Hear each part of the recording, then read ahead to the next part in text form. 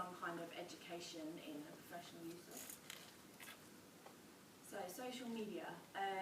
How many people in this room have some kind of social media account? That's a very large proportion of us, which is exactly why we feel that some kind of learning needs to happen about the use of this in a professional capacity. People are interacting about professional matters using social media. Doctors may look for current advice using various blog sites. There's lots of sites and social media that will promote health and policy related issues. It's a great resource for getting the message out, gets information out really, really quickly and to a big audience of people, so it has real benefits. It's important for this project to support the transition from a student to a professional, and in the particular faculty that we're in, we have clinical and non-clinical students, and it has to be relevant to all of them. And it's important to raise awareness to the students what their expectation both as a student, professional and then going out into the workforces.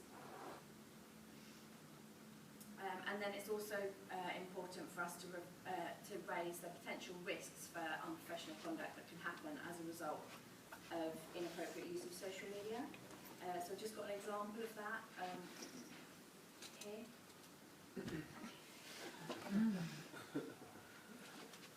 And this was based on a real case. A university have done some research into this, and this was taken from their pack that they provided at the end.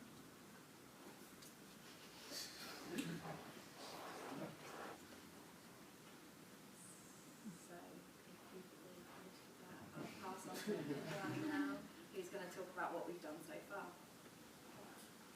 So currently, to get an idea of what's currently out there, provided by the various authorities for our different departments, such as like the General Dental Council, General Medical Council, we've split up into groups and had a look at the different authorities and what they've got out there.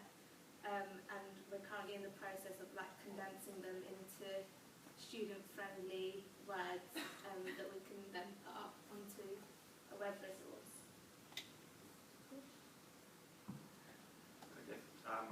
So once we've got this summarised with the guidelines, we'll have to put it on the website in some way, probably in a very simple way. But the guidelines aren't enough really to attract the students in, so we're going to try and make the website as fun and enjoyable as possible, and that's going to involve videos.